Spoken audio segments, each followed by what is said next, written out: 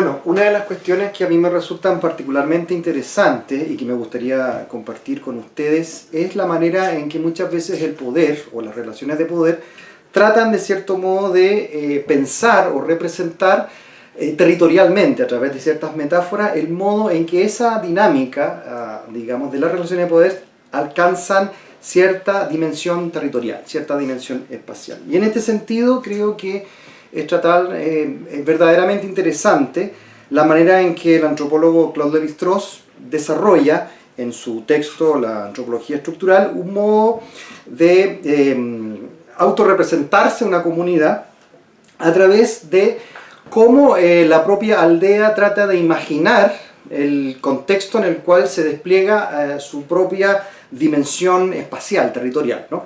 Y Lévi-Strauss identifica dos subgrupos fundamentales, ¿no? Un primer grupo que él podríamos denominar corporativista conservador, que piensa, digamos, que la ciudad o la aldea o el pueblo está organizado a través, digamos, de un círculo, ¿no? Las casas se organizan en torno a un círculo en cuyo centro estaría el templo. Por lo tanto, el templo representaría una suerte de imagen de lo común o representación de lo común, ¿no?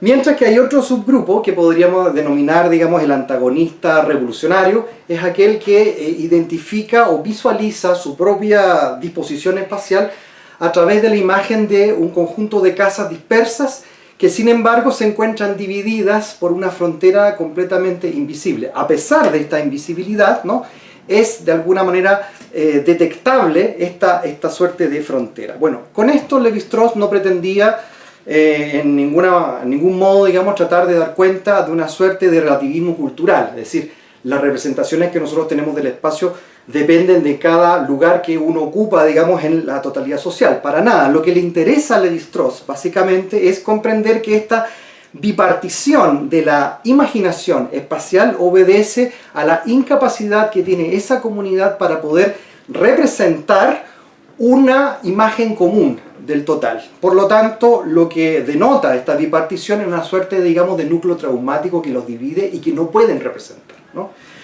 Bueno, al respecto y partiendo, digamos, de esta pequeña reseña, digamos, al imaginario de Lévi-Strauss, me gustaría hacer mención a una metáfora que ha sido particularmente interesante en los últimos días, ¿no?, y que ha tenido una especie de remake en medio, digamos, de los acontecimientos en los cuales nos encontramos todavía insertos. Y me refiero fundamentalmente a la metáfora espacial del oasis, ¿no?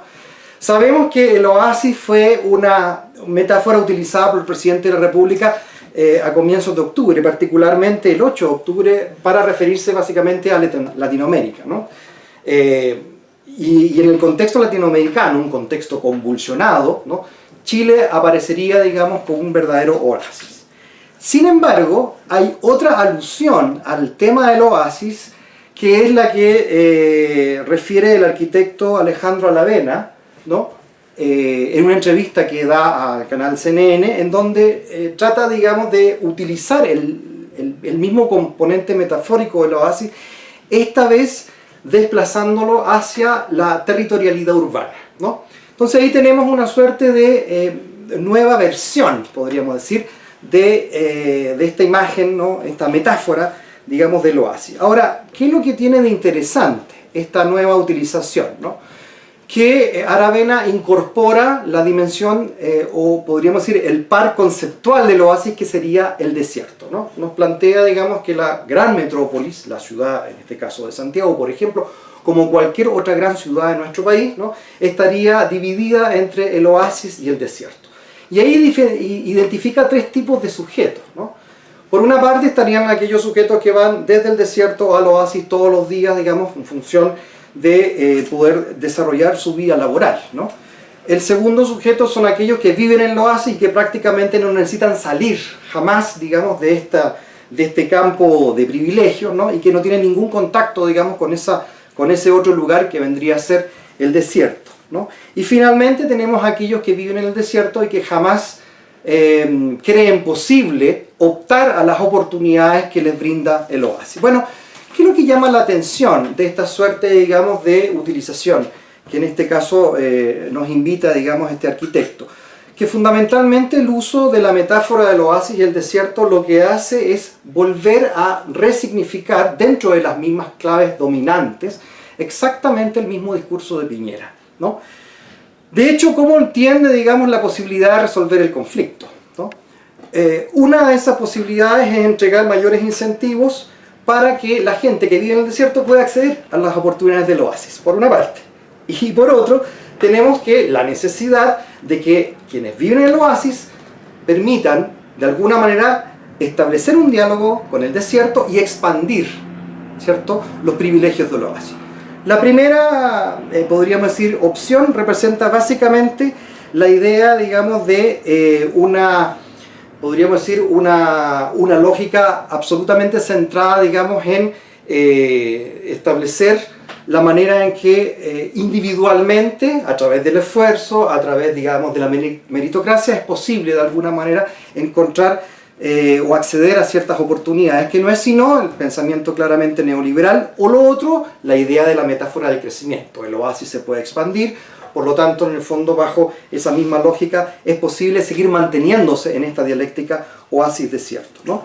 Ahora, si seguimos claramente el planteamiento de Lévi-Strauss, no podríamos pensar necesariamente que el oasis de Aravena es una suerte de versión antagonista revolucionaria, digamos, de la versión conservadora corporativista de Piñera, ¿no?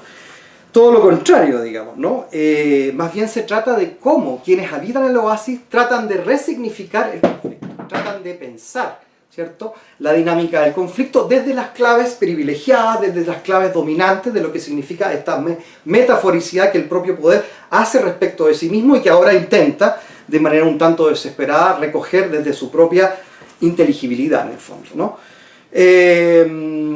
No hay que olvidar en este sentido que el oasis tiene como contrapartida, y sobre todo, digamos, para Piñera, ¿no?, la contrapartida de la convulsión, ¿no? Y precisamente las llamadas al orden público es el llamado, digamos, a establecer ciertas dinámicas, digamos, de parar la convulsión. Es decir, el desierto no es solamente falta de oportunidades, también es el lugar de la convulsión. Y uno podría preguntarse cómo son, en el fondo, los espacios que privilegia el oasis. Básicamente los espacios que privilegia el oasis es el espacio ordenado, es el espacio, digamos, absolutamente reglado de la economía, el espacio de la circulación lisa, sin fricciones de los bienes y las personas, ¿no? Quizás habría que construir otra metáfora y habría que dejar detrás o atrás, ¿sí?, al cabo de la revuelta y al calor de ella, habría que construir otro tipo de metaforicidad o imagen territorial. Y creo que la más adecuada, a mi juicio, es la que me gustaría proponer, es la idea de la calle. La calle es una metáfora espacial y territorial completamente distinta y que no tiene el carácter, podríamos decir, bipolar, ¿no?, o dialéctico, o puramente, digamos, confrontacional, simple, entre oasis y desierto. La calle es absolutamente multidimensional, multipolar, ¿no? No tiene ningún tipo, digamos, de jerarquía. La calle es solamente orden y, podríamos decir, tránsito y circulación para el oasis. Por lo tanto, las calles o las calles del oasis no son sino su propio desierto, un desierto interno. Por lo tanto, la expansión del oasis, que es la tesis de Aravena, no es sino el intento de expandir la desertificación del orden, la desertificación de la circulación lisa, ¿no?, y sin fricción de los bienes y las personas, ¿no? En ese sentido, digamos, la calle es el lugar de las multitudes, es el lugar de lo transindividual, de la acción directa, de la acción colectiva. Es el lugar también de la alegría carnavalesca, ¿no?, pero también el lugar de la rabia y de la destrucción desenfrenada. En ese sentido, la calle como insubordinación, como falta de jerarquías y como lugar de la creatividad en el fondo, la calle como espacio de la revuelta también es el espacio que de alguna manera nos invita a hacer posible aquello que las calles del oasis, las calles, digamos, del orden, nos imposibilitaban completamente. En este sentido, creo yo que no tenemos que olvidar jamás que precisamente la calle es la metáfora profundamente menospreciada por el parlamentarismo, podríamos decir, liberal, que no comprende su lenguaje porque él es completamente extraño. Creo que la metáfora de la calle es la que debe dejar atrás la desertificación inevitable del oasis neoliberal.